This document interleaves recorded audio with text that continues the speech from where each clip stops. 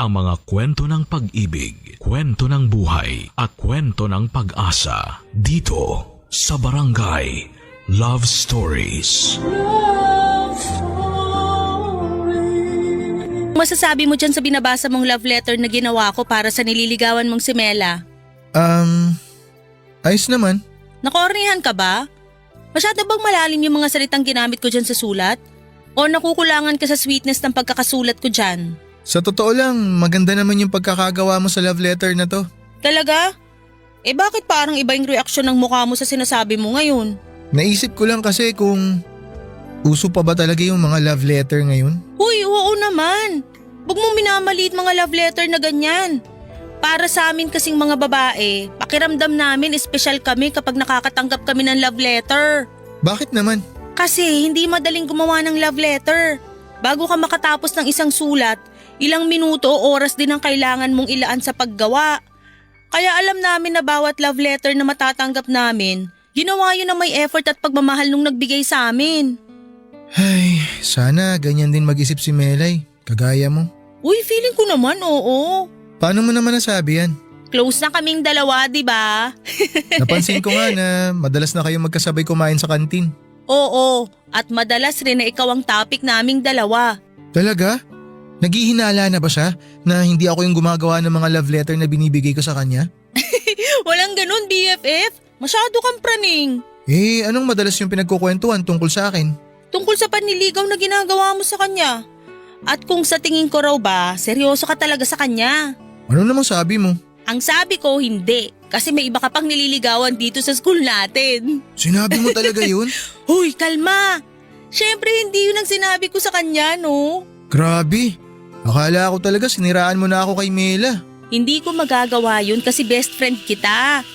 At ang palagi ko talagang sinasabi sa kanya, kung gaano siya kaswerte na siya yung nililigawan mo. Kasi sigurado ako na seryoso ka sa kanya at mahal na mahal mo siya. We, sinabi mo talaga yun? Oo nga! Parang wala kang bilib sa akin. Hindi naman sa ganon. Ano lang, ano naman sagot ni Mela nung sinabi mo yun? Wala eh. Wala? As in wala? Oo, namula na lang yung mukha niya tapos napangiti na lang siya. Halatang nagpipigil ng kiligang bruha. Sa tingin mo, kinilig talaga siya? 100% na sigurado ako. Minsan nga nakita ko siya na binabasa yung love letter na binigay mo sa kanya eh. Abot tenga yung ngiti niya ng oras na yon. Kaya sinasabi ko sa'yo BFF, malaki ang pag-asa mo dyan kay Mela. Nagpapakipot lang yan pero sasagutin ka rin niya. Ay, sana nga. Sana hindi niya ako basti din kasi ang lalim na rin talaga ng pagmamahal ko para sa kanya eh. Basta ipagpatuloy mo lang ang ginagawa mo at tutulungan kita sa abot ng makakaya ko. Ay, may pagkain nga pala ako dito sa bag, munti ko pang makalimutan. Eto oh. Uy, wow! Burger! Oo, at hindi lang yan basta burger ha. Cheeseburger yan. Nabili ko kanina kasi may extra pa sa allowance ko. Thank you ah. Kapag sinagot na ako ni Mela, ako naman palagi ang manlilibre ng cheeseburger sa'yo. Matagal na kaming magkaibigan ni Divine Papadudut. Magkaklase kami mula second year high school nang mapunta ako sa highest section hanggang fourth year. Kaming dalawa yung madalas na naglalaban sa top 1 sa klase pero hindi namin tinuring na kalaban ang isa't isa. Dahil palagi kaming nagtutulungan pagdating sa mga subject na nahihirapan ang isa sa amin. Hindi kami nagkokopyahan pero madalas kaming magkasama kapag nagre-review sa canteen, classroom o library. Magka-share din kami sa mga baon namin kasi pareho kaming galing sa simpleng pamilya na madalas na nagtitipid ng mga gastusin sa bahay. Mas naging close kami noong nasa huling taon namin sa high school. Kung saan ay halos dikit talaga palagi ang mga grades namin. Hanggang sa makuha ni Divine ang pagiging valedictorian at ako naman ang naging salutatorian. Natuwa ako para sa kanya kasi alam ko na deserve niya yon dahil pinaghirapan niya lahat ng mga review na ginawa namin. Mabuti na lamang at nang mag-college kami, sa parehong university kami nag-aral. Kaya naman nagpatuloy ang friendship naming dalawa. Dahil mahusay siyang magsulat, siyang gumagawa ng love letter para sa nililigawan ko noon na si Mela. At nang sagutin ako ni Mela ay sobrang natuwa talaga ako. Kaya nag-celebrate kaming dalawa at nilibre ko siya ng paborito naming cheeseburger. Tumagal palalo ang friendship namin ng BFF ko. Pati na rin ang relasyon namin noon ng girlfriend ko. Hanggang sa huling taon namin sa college, Papa Dudut.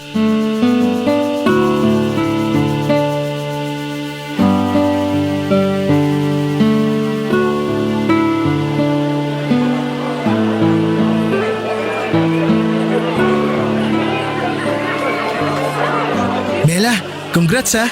Congrats din sa'yo, Art. Sa wakas, mga college graduate na rin tayo. Oo nga eh. May gagawin ka ba mamaya? Iimbitahan sana kitang pumunta sa bahay kasi may celebration kami dun.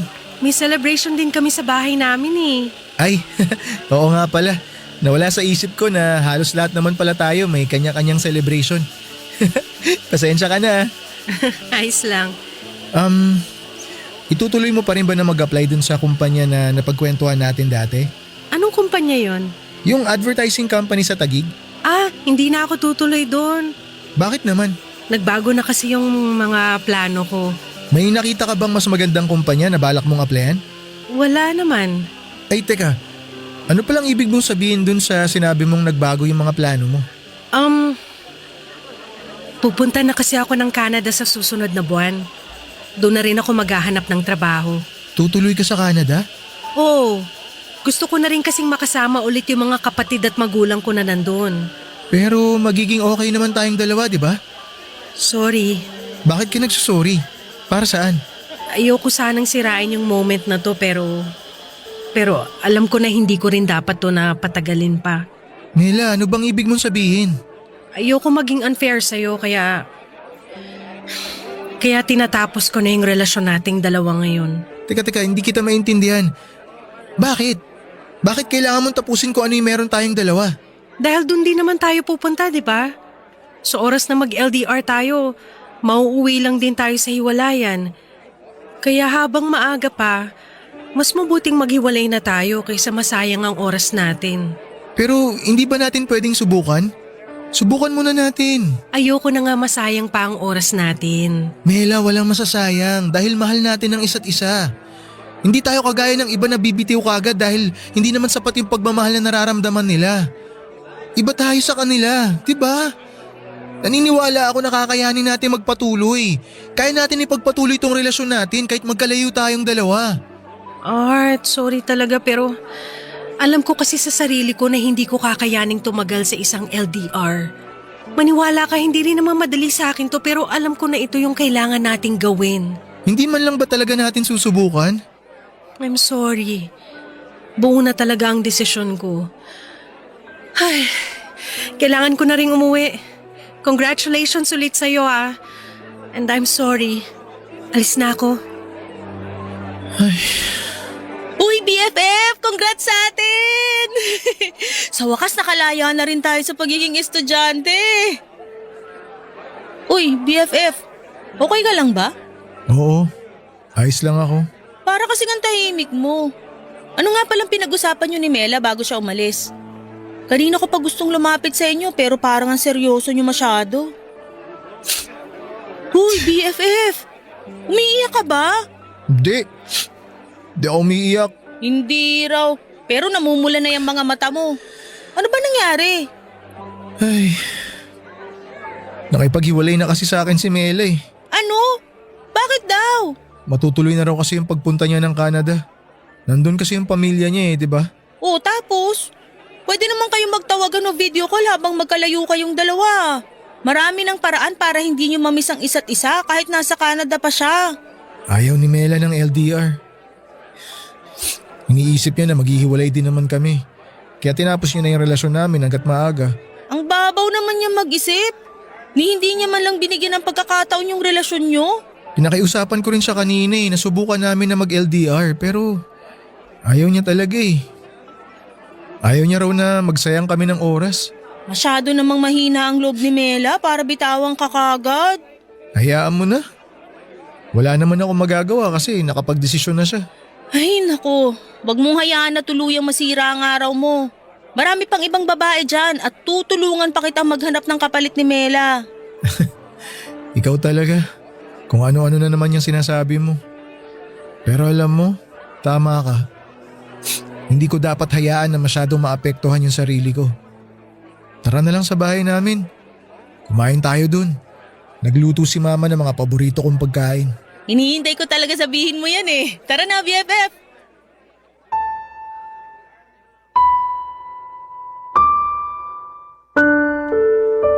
Papa Dudut, masasabi ko na first love ko talaga si Mela. Noong nasa high school kasi ako ay wala akong ibang ginawa kung hindi ang mag-focus lamang sa pag-aaral. Hindi naman ako nerd pero sadyang wala ding babae na nakakuha ng atensyon ko noon. Nang mag-college ako at makilala ko si Mela noong sport festival namin sa university ay doon ko unang naramdaman yung tinatawag na love at first sight. Simple lang si Mela pero malakas ang dating niya. Matangkad siya, Papa Dudut, morena ang kulay ng kanyang kutis at mahaba ang buhok niya. Dahil first time kong manligaw noon ay nagpatulong talaga ako sa BFF ko, si Divine. Siyang palaging tagagawa ko ng love letter at naging tulay din para maging close kami ni Mela. Magkaklase kasi sila sa isang minor subject at nakipaglapit din talaga sa kanya si Divine para mailakad ako. Nang maging kami ni Mela at inamin ko sa kanya na si Divine talaga ang gumagawa ng mga love letter na ibinibigay ko, hindi siya naggalit sa akin, Papa Dudut. Wala nga rin kami halos pinag-awayan noon at palaging masayang ala-ala lamang ang meron kami. Ayun nga lang, yung inaasahan kong pang forever ay nakatadhana palang matapos kaagad noon, Papa Dudut. Barangay Love Stories. Barangay Love Stories. Papa Dudut, aaminin ko na hindi naging madali para sa akin ang umusad noon kahit lalaki ako. Emotional at sentimental kasi akong tao. Dahil unang karanasan ko sa relasyon ay nag-invest talaga ako ng malalim na pagmamahal. Kahit na sabihing medyo mga bata pa kami noon ay sigurado na ako kaagad na si Mela ang gusto kong makasama sa panghabang buhay. Kasama na siya sa mga plano ko para sa future pero ang hindi ko alam ay hindi na pala ako kasama sa mga plano niya noon. Mabuti na lamang din at palagi nandyan ang best friend kong si Divine para sa akin. Ginawa niyang lahat para kahit papaano mabawasan ang bigat na nararamdaman ko dahil sa paghihiwalay namin ni Mela. Pinupuntahan niya ako sa bahay, dinadalhan ng pagkain at sinasama sa kung saan-saang lugar kagaya ng parke, food court, sa mall at paborito naming kainan ng mura pero may masarap na cheeseburger. Para maaliw lang ako at makalimutan kong saglit si Mela. Pagkatapos ng isang buwan, nag-apply na kami ni Divine sa iba't ibang kumpanya. Kaagad kaming natanggap pero sa magkaibang kumpanya. Ganon pa man ay hindi naputol ang komunikasyon at pagkakaibigan namin. Hanggang sa hindi ko napansin na 5 taon na rin pala ang lumipas. Mula nang makapagtapos kami sa kolehiyo, Papa Dudut.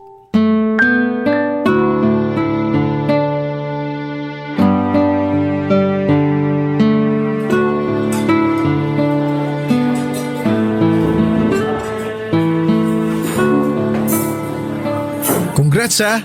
Nag-promote ka sa trabaho, grabe. Ibang level ka na talaga. Uy, makaibang level ka naman dyan. Totoo naman. Kasi mula nung lumipat ka sa bago mong trabaho, 3 beses ka na agad na po-promote. Sa loob lang ng 1 taon yun ha. Ibang klase. Pinaghirapan ko rin naman lahat yun. Alam kong pinaghirapan mo lahat yun. Witness ako sa mga effort na binigay mo sa trabaho. Ako kaya madalas driver mo pa uwi kapag sobrang late ka na natatapos sa mga trabaho mo. Oh, bakit parang nanunumbat ka na yata, BFF? Uy, hindi no. Tuwang-tuwa nga ako kahit na 2 oras ako naghihintay sa parking. Kasi 2 oras ka naka-overtime. Grabe ka sa akin. Minsan naman, sinasabi ko na mauna ka nang umuwi Hindi mo na ako kailangang hintayin kasi magtatagal pa ako sa opisina. Ikaw lang yung makulit na sinasabing hihintayin ako sa parking lot para maihatid ako pa uwi. Ayoko kasing tumambay sa loob ng mall kaya doon na lang ako naghihintay. Kapag alam ko rin kasi na sobrang malilate ka ng labas sa opisina nyo, hindi rin ako matahimik sa bahay. Dami kaya masasamang tao sa paligid sa panahon ngayon. Masyado ka namang concerned sa akin. Siyempre, kailangan ko maging concerned sa'yo kasi nakakalibre ako ng masarap na dinner kagaya ngayon. Ngayon lang to kasi nga gusto ko nang may makakasama na mag-celebrate sa promotion ko. Mag-boyfriend ka na kasi para hindi mo na ako palaging nililibre. BFF, kapag nagka-boyfriend na ako, sisiguraduhin ko na ako naman yung palagi niyang ililibre. Ayos, parang nagpaparinig ka dyan. Nililibre naman kita. Mas malakas ka lang kumain sa akin kaya mas gusto mo na ikaw madalas na nagbabayad kapag kumakain tayo sa labas. Nagda-diet na nga ako ngayon kasi ramdam ko na bumibigat na talaga ako. Hindi na rin kasya yung mga ibang damit ko sa akin. Hindi ka pa naman ganun kataba kaya hindi mo kailangan mag-diet. Pero thank you Dito pa talaga sa mamahaling restaurant mo ako nilibre ng dinner ngayon. Minsan lang naman kasi to. Saka wala rin naman ako ibang makakasama na mag-celebrate ng milestone ko na to. Parang pinalalabas mo na napipilitan ka lang nakasama ako ngayon Medyo. Hoy, ang honest mo naman masyado. Siyempre joke lang yun. Pero BFF, ang bilis ng panahon no? Dati cheeseburger lang nabibili natin. Ilang araw pa natin pag-iipunan. Minsan nga umaabot pa ng ilang linggo kapag pareho tayong gipit. Oo, lalo na nung huling taon natin sa college. Ang daming gastos. Sobrang bihira tayong makakain ng cheeseburger nun. At kung makabili man tayo ng burger, minsan wala pang cheese kasi hindi pasok sa budget natin. Grabe talaga yung pagtitipid natin nun. Pero nakasurvive tayo, di ba? Kung dati cheeseburger lang ang madalas mong nililibre sa akin, ngayon dito na sa restaurant na mamahalin. Nakakatuwa nga BFF. Kasi parehong maayos na yung buhay natin ngayon. At pareho din nating nakita kung paano umangat ang isa't isa. Thank you kasi palagi kang nandyan para sa akin BFF. Palagi mong pinaparamdam sa akin na hindi ako mag-isa sa mundong to. BFF mo ko kaya hindi ako mawawala sa tabi mo. Ganun din ako sa'yo. Kahit anong mangyari, hindi ako mawawala bilang BFF mo. Papadudot, malaki ang pasasalamat ko sa friendship namin ni Divine. Pareho kasi kaming solong anak kaya pareho naming tinuring na parang kapatid na ang isa't isa. Hindi naman kasi lahat ng oras ay palagi kaming masaya ni Divine. May mga oras noon na talagang sinusubok ng panahon ang katatagan namin. Lalo na noong natanggal ako sa trabaho para sa kasalanan na hindi ko ginawa. Tapos yung pagkamatay ng lola ni Divine na tangi niyang kasama sa bahay dahil ulina na siya sa mga magulang. Yung mga panahon na parang kaming binagsaka ng mga pagsubok. Dinamayan namin ang isa't isa, Papadudot. Pinaramdam namin na palaging may dahilan ang lahat ng nangyayari sa buhay namin, na palaging may dahilan para bumangon kami at magpakatatag. At kung magkasama man kami sa mga downtime namin, hindi pwedeng hindi kami magkasama sa mga oras na umaangat na pareho ang buhay ng bawat isa. Saksi si Divine kung paano ko ginapang ang bagong trabaho ko. At saksi ako sa kung paano nagsumikap si Divine para sa sarili niya. Tahimik naman ang buhay ko noon at masasabi ko na kontento ako kung ano ang meron ako.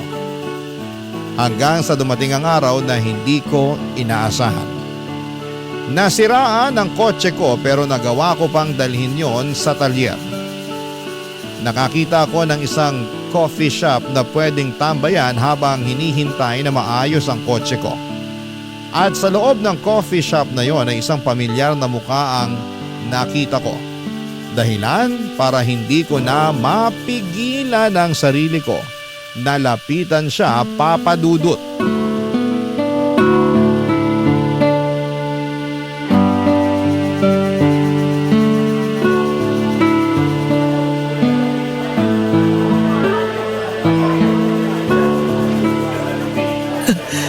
Mela?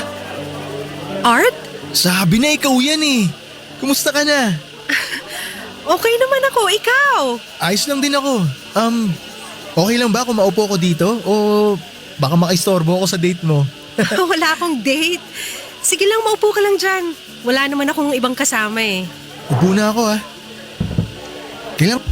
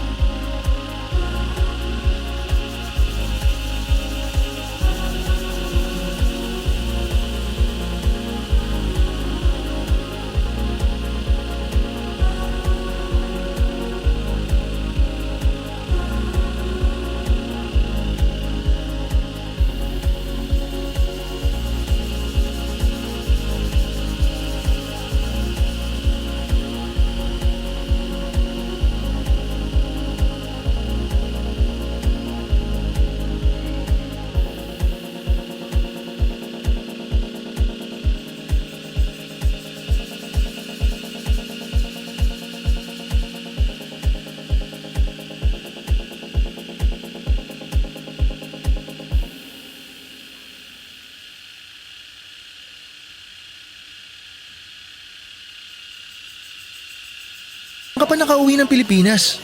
Nung nakaraang buwan lang. Nagbabakasyon ka lang ba? Naku, hindi. Dito na ulit ako magsistay sa Pilipinas. Talaga? Oo. Bakit naman? Hindi kasi talaga ako masaya doon. Ang tagal din mag-grow ng career ko sa Canada. May mga oras na parang pakiramdam ko, naliligaw na ako at kailangan ko na ulit hanapin ang sarili ko. Alam mo yon? Nafe-feel ko na pinipilit ko na lang ang sarili ko na maging masaya habang nandun ako. Parang wala talaga sa Canada yung happiness ko. Partida nandun pa yung pamilya ko pero wala eh. Kaya nagdesisyon na ako na umuwi na lang dito sa Pilipinas. Nagbabakasakali na nandito yung dahilan para sumaya ulit ako. Ano ba naman to? Ngayon na nga lang ulit tayo nagkita, dinadramahan na agad kita. Pasensya ka na, Art. Ano ka ba? Okay lang. Hindi mo kailangan humingi ng pasensya. Namiss ko nga yung mga ganitong moment eh. Alin? Yung pagdadrama ko? Hindi. Ikaw mismo yung namiss ko. Yung mga oras na magkasama tayo tsaka magkausap tayong dalawa. Ay nako, Art. Hindi ka pa rin nagbabago. Ang galing mo pa rin bumanat ng mga ganyan. Nagsasabi lang naman ako ng totoo. Sino palang hinihintay mo dito? Boyfriend mo? Boyfriend agad? Natanong ko lang kasi baka bigla na lang may sumapak sa akin dito kaya maganda na sigurado. Para kung sakali, makailag ako, di ba? Walang mananapak sa'yo. Kasi wala naman akong boyfriend. May imi-meet dapat ako na client para dun sa binebenta kong condo unit. Tumawag at nagpa-reschedule siya nung nandito na ako. Kaya nagkape na lang ako kaysa masayang ang punta ko dito. Meant to be siguro na makancel yung meeting mo para makapag-usap tayong dalawa. Ang bilis mo talaga mag-isip ng mga banat, no? Mabilis lang talaga gumana yung utak ko kapag ikaw ang kausap ko. Pero hindi nga. Wala ka pa talagang boyfriend? Oo nga! Never din ako nagka-boyfriend. Mula nung maghiwalay tayong dalawa. Bakit hindi mo ulit subukan na makipagrelasyon? Sigurado naman ako na may nanligaw sa'yo nung nasa Canada ka. Meron naman, pero hindi ko type eh. Parang hindi man lang sila pumantay sa level ng panliligaw at effort na ginawa mo para sa akin. Ako pa talaga yung naging batayan mo ha? Oo, kasi ikaw lang naman ang naging boyfriend ko. Ikaw ba? Sinong girlfriend mo ngayon? Wala akong girlfriend. Kagaya mo, never na rin akong pumasok sa relasyon pagkatapos natin maghiwalay. Wala kang girlfriend? Natsyempo lang na napadpad ka sa coffee shop na to? May problema kasi yung kotse ko kaya dinala ko muna sa talyer. Sakto, ito yung pinakamalapit na pwedeng tambayan kaya dito na ako dumiretso. Grabe naman yung coincidence na nangyari sa ating dalawa. Hindi coincidence to. Alam mo, sa totoo lang, naniniwala ako na nakatakda talagang hindi sumipot yung client mo. Tsaka nakatakda rin na masira yung sasakyan ko. Kinailangan mangyari to para magkita ulit tayong dalawa. Para magkausap tayo ulit. Pwede. Pwedeng tama ka. Pero pwede ring hindi. Coincidence man o hindi, masaya ako na nakita kita ulit, Mela.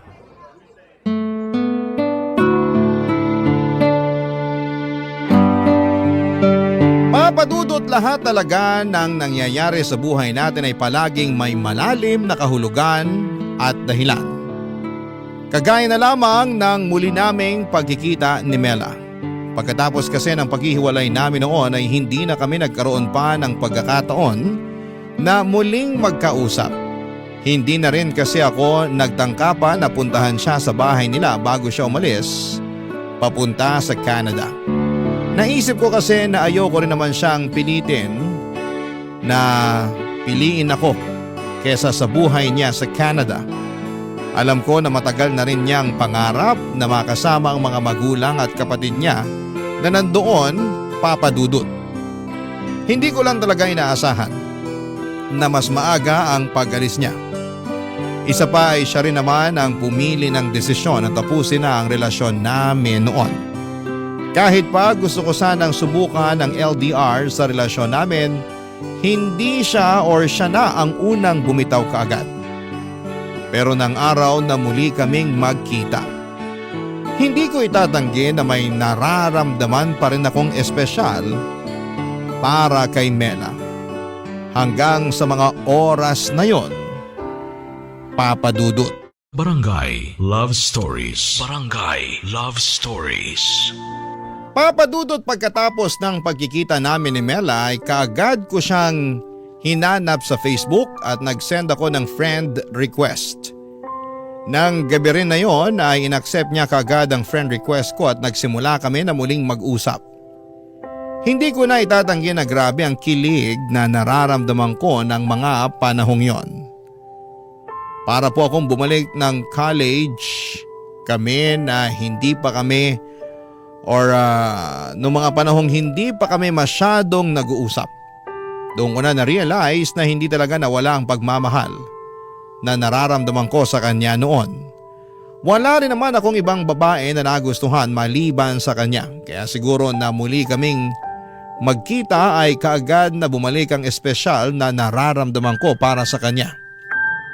Naging madalas din ang pag-uusap naming dalawa, papadudot, at halos araw-araw at gabi-gabi na kaming magka-video call. Hindi kami nauubusan ng topic o mga kwento at palaging may tawanan at may moment din na nagkakaiyakan kami habang magka-video call. Napag-usapan kasi namin noon ang tungkol sa nakaraan namin. Kung paano nagsimula at nagtapos ang kwento naming dalawa. Wala po akong kasiguraduhan noon pero ramdam ko na gusto ko ulit sumugal sa magiging kwento namin ni Mela, papadudot.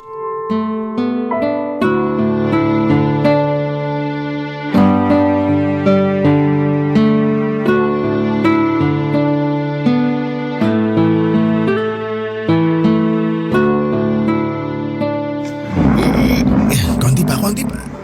Ayan. Mukhang okay na tong pwesto ng lamesa ni Divine dito sa kusina.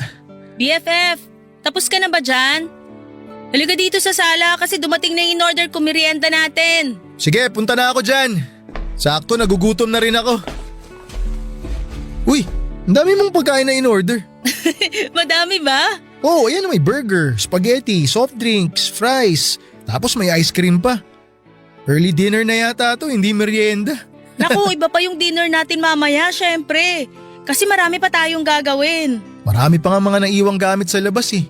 May lamesa pa dun, aparador, mga upuan at kung ano-ano pang mga malalaking gamit. At yung iba doon, iaakit mo pa sa second floor kaya maupo ka na dito sa sofa para makapagmerienda na tayo.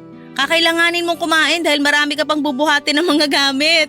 Ay, eto na nga, uupo na para makakain na rin ako nitong merienda. Siyempre, unahin ko muna tong favorite nating cheeseburger. Uy, BFF, thank you talaga kasi tinulungan mo akong maglipat ng ibang gamit dito sa bagong bahay ko. Wala naman akong choice. Hindi ka sinipot nung mga kinausap mo na dapat magpapasok ng mga gamit dito sa loob ng bahay. Buti nga malaki yung garahe nitong nakuha kong bahay eh. Ayos lang na itambak muna dun yung mga gamit na binaba mula sa truck. Ilan yung nagbaba ng mga gamit mo mula sa truck kanina?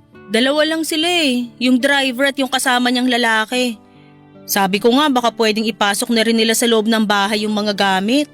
Pero ayaw nila kahit magdagdag pa ako ng bayad. Hanggang pagbaba lang daw ng mga gamit yung usapan namin. Saka may susunod na hakot pa raw sila kaya kailangan na kagad nilang umalis. Buti nga nung tinawagan kita kanina nakasagot ka kagad eh.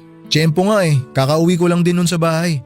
Nagbasketball kami ng pinsan ko, dun sa court malapit lang sa amin. Dapat nga tatawagan ko na rin nun si Mela Nauna ka lang tumawag sa akin. Hello, sorry BFF. Natawagan mo rin naman siya, di ba? Oo, natawagan ko naman pero saglit lang din. Kasi sinabi ko na kailangan ko nga pumunta dito sa'yo. Alam niya natutulungan kita magpasok ng mga gamit mo dito sa bagong bahay mo. Mukhang nangangamoy second chance na talaga tayo, BFF ah. Sana nga. Pero ayoko rin munang madaliin. Alam mo na, baka pareho lang kami masaktan Tama yung ginagawa mo. Kung gusto mo talaga na bigyan ng second chance ang relasyon nyo, kailangan na makilala nyo uli ang isa't isa. Ilang taon din kayong hindi nagkita at nagkausap kaya marami nang nagbago sa inyong dalawa. Alam mo, napag-usapan namin yan nung minsan. Ang dami ko na rin kasing hindi alam tungkol sa kanya Ganon din siya sa akin. Kaya nga gusto ko rin muna na pag-isipang mabuti kung liligawan ko siya ulit. Pero mahal mo pa rin naman siya, di ba? Hindi naman nawala yung pagmamahal ko sa kanya. Alam mo yun. Kaya nga siguro hindi ako nagkaroon ng oras para sa ibang babae kasi hindi siya nawala sa puso ko. BFF, medyo corny yun ah. Naku, corny ba? Pasensya ka na. Joke lang. Pero tama ka naman sa lahat ng sinabi mo. At kung ano man yung maging desisyon mo, susuportahan kita. Basta huwag kang mawawala sa birthday celebration ko ah. Baka sumakto pa kasi yun sa date nyo ni Mela tapos ako yung hindi mo siputin. Hindi ako pwedeng mawala sa birthday mo. Dapat lang kasi ikaw lang bisita ko kaya bawal ka talagang umabsent. Promise, present ako sa magiging birthday celebration mo. Huwag kang mag-alala, darating at darating ako. Papadudot, hindi naging madali ang desisyon ni Divine na paglipat sa bagong bahay na kinuha niya para sa sarili niya. Pero gusto niya na rin kasing malayo sa lugar o mga bagay na nagpapalungkot sa kanya. Kasama na doon ang bahay ng namatay niyang lola. At dahil mag-isa na nga lang siya sa buhay, ako na lang halos ang tinuring niya na pamilya niya. Kasama sa lahat ng masasaya at malulungkot na sandali ng buhay niya. Kasama sa lahat ng mga espesyal na araw at oras para sa kanya. Masaya din si Divine nang malaman niyang muli kaming nagkakamabutihan ni Mela. Ang tagal niya raw na hinintay na muling magkita kung gaano kasaya ang mukha ko habang nagkukwento ako. Ang tagal niya raw hinintay na maging masaya ulit ako at boto pa rin daw siya kay Mela para sa akin kasi mabuting tao ito. Wala siyang kahit na anong nakikitang mali kung bigyan man namin ng pangalawang pagkakataon ng kwento naming dalawa. Doon ko naisip kung gaano talaga ako kaswerte na may isa akong BFF na kagaya ni Divine, Papa Dudut.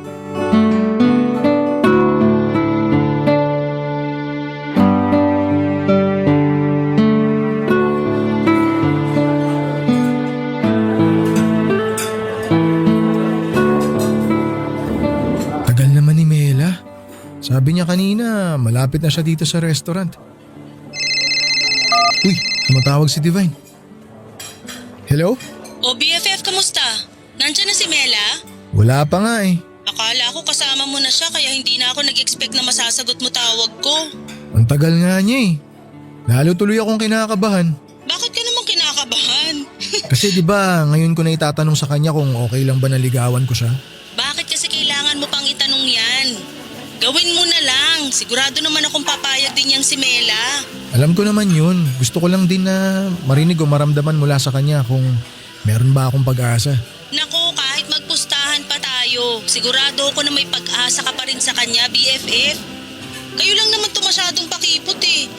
Alam niyo naman na gusto niyo pa rin ang isa't isa pero nagpapakiramdaman pa rin kayo. Kasi nga ayaw namin pareho na madali ng lahat sa aming dalawa.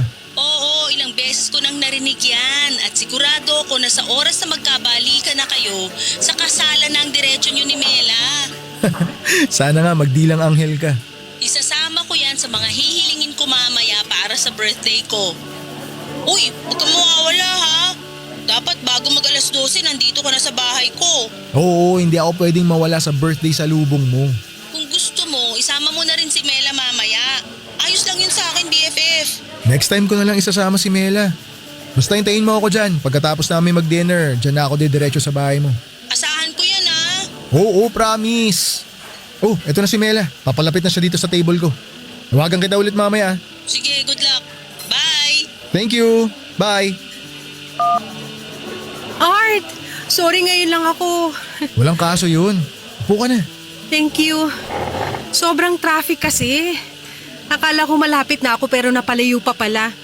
Gapang din dun sa dinaan ng shortcut ng driver ng TNVS ko eh. Alam mo, napapansin ko minsan pag di sinusunod ng driver yung map, mas lalong napapalayo no? Kaya siguro mas maganda sabihin na lang natin na sundin kung ano yung nasa mapa. Para pareho kayong hindi mainis sa biyahe, di ba? Sige, sa next date natin. Sino pala yung kausap mo kanina sa cellphone? Si Divine. Kinukumusta lang yung date natin ngayon. Aww, nakakatuwa talaga yung friendship nyo ni Divine. Sobrang tagal na, no? Oo nga eh. Nakakaumay na nga rin siya minsan kausap. Uy, grabe ka naman sa kanya. Baka nakakalimutan mo na kung hindi dahil sa mga love letter na ginawa niya noon.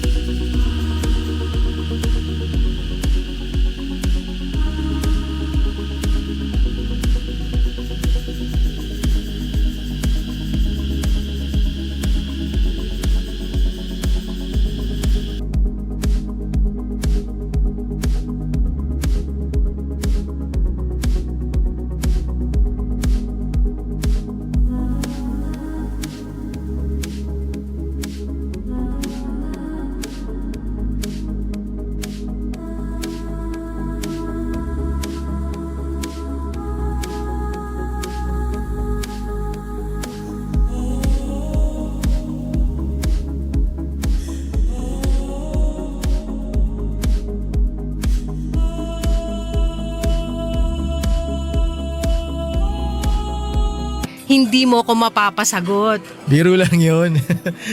Pero alam mo, akala ko talaga magagalit ka sa akin nung nalaman mo na hindi talaga ako yung sumusulat ng mga love letter na binibigay ko sa'yo. Sa umpisa pa lang naman, alam ko nang sulat ka mayon ng babae. Tsaka at least, inamin mo sa akin kesa naman nalaman ko pa sa iba. Kaya ayos lang yun. Mabait din naman si Divine at close na rin kami noon. Mabait talaga yung BFF ko na yun. Minsan lang sobrang daldal kaya nakakaubos ng lakas. Oo, may pagkamadaldal nga siya. Naalala ko noon kapag magkasama kami, wala siyang ibang sinasabi kundi puro tungkol sa'yo. Palagi kanyang binibida sa mga kwento niya. Ay, bigla ko tuloy na miss ang BFF mo. Minsan isasama ko siya kapag kumain tayo sa labas. Sige, gusto ko yan. Pero teka, ano nga pala yung gusto mong sabihin na binanggit mo sa chat kanina? Gusto mo umorder na muna tayo ng pagkain? Ang gusto ko, sabihin mo muna yung gusto mong sabihin. Bali Huwag kang kabahan. Sabihin mo na yan para maka-order na tayo ng pagkain natin. Ay, sige sasabihin ko na. Ang totoo kasi, gusto ko lang itanong kung okay lang ba na naligawan kita ulit. May nakakatawa ba sa sinabi ko? Sorry. Hindi ko lang mapigilang matawa kasi hindi mo naman kailangang itanong pa yan. Gawin mo kung anong gusto mong gawin. Wala naman ako nakikitang problema kung liligawan mo ko. Baka nga hindi na kita pahirapan masyado eh. Talaga? Oo, pero kailangan mo pa rin akong ligawan. At ipakita mo sa akin na seryoso ka pa rin sa nararamdaman mo para sa akin. Naku, kahit hindi mo sabihin, yan na yan ang gagawin ko. Pero ngayon pa lang, nagpapasalamat na ako sa'yo. Thank you sa pangalawang pagkakataon na binigay mo sa akin. At this time, mas patutunayan ko sa'yo kung gaano ako kaseryoso. Tsaka kung gaano kalalim yung nararamdaman ko para sa'yo. Papadudot yon ang unang official date namin ni Mela.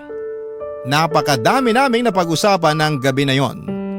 Binalikan ulit namin ang mga naging kwento naming dalawa. Yung mga pinagdaanan namin bilang college student, bilang magkarelasyon at bilang mga tao na pinili ang magkaibang landas. Sa dinner na yon pa lamang ay medyo napaluha na kami habang magkausap. Parehong nagpipigil na sobrang mapaiyak. Pareho rin kasi na hindi naging madali ang pinagdaanan namin bago kami muling nagkita. Pagkatapos naming kumain sa restaurant ay pumunta pa kami sa isang coffee shop. At doon ay nagpatuloy ng kwentuhan naming dalawa. Mas malalim na pag-uusap hanggang sa hindi namin namalayan ang oras. 2:00 na ng madaling araw nang maihatid ko siya sa bahay nila. At nag-drive na kaagad ako papunta sa apartment ni Divine. Hindi na siya sumasagot sa tawag ko at inisip ko na baka nakatulog na rin siya. Excited akong pumunta at magkwento sa kanya noon. Excited ako na sabihin na muling madurugtungan ang kwento naming dalawa ni Mela. Pero nagulat ako nang makarating ako sa apartment niya at makita na maraming tao sa labas at may mga sasakyan din ng pulis. Wala si Divine sa loob ng bahay pero nanlambot ang mga tuhod ko at hindi ko na napigilang maiyak nang malaman ko ang nangyari sa kanya. May narinig daw ang mga kapitbahay na malakas na sigaw na humihingi ng tulong mula sa bahay ni Divine. Nang pumunta sila doon ay nakita nilang duguan si Divine at kakatakas lang na magnanakaw na sumaksak sa kanya. Nahuli kaagad ang magnanakaw pero hindi na nagawa pang iligtas ang buhay ng kaibigan ko. Bago pa man siya makarating sa ospital sakay ng isang ambulansya ay tuloy na siyang binawian ng buhay.